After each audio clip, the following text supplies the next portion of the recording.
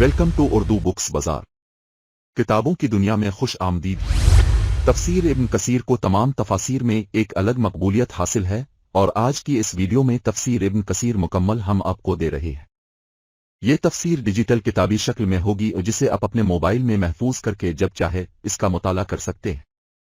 इस डिजिटल किताबी सेट को कैसे अपने मोबाइल में महफूज करना है ये जानने के लिए वीडियो को पूरा देखें।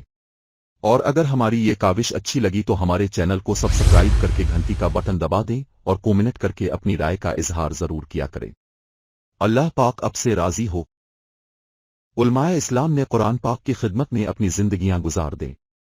उन्होंने दूर दराज के सफरों की सोबतों को कलाम इलाही की तफसीर व तौज़ी के लिए बर्दाश्त किया। इमाम इब्न कसीर रहमतुल्लाह अलैहि का नाम कुरान पाक की खिदमत करने वाले अइम्मा किराम में सरफहरिस्त नजर आता है।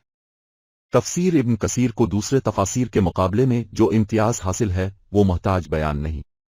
इमाम इब्न कसीर की इस अजीम खिदमत कुरान को उर्दू के कालिब में ढालने की सआदत बई-सगीर के मरूफ आलम तर्जुमान किताब अल-सना हजरत मौलाना मोहम्मद साहिब जूनागढ़ी के हिस्सा में आई, जो कि 100 से ज्यादा कुतुब के मौलिफ व मुसन्निफ थे।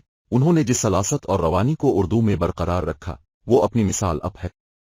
तफसीर इब्न कसीर मुकम्मल डाउनलोड करने के लिए नीचे डिस्क्रिप्शन में लिंक दे दिया गया है, वहां से आप उसे डाउनलोड कर सकते हैं और अपने मोबाइल में महफूज करके जब चाहे मुताला कर सकते हैं।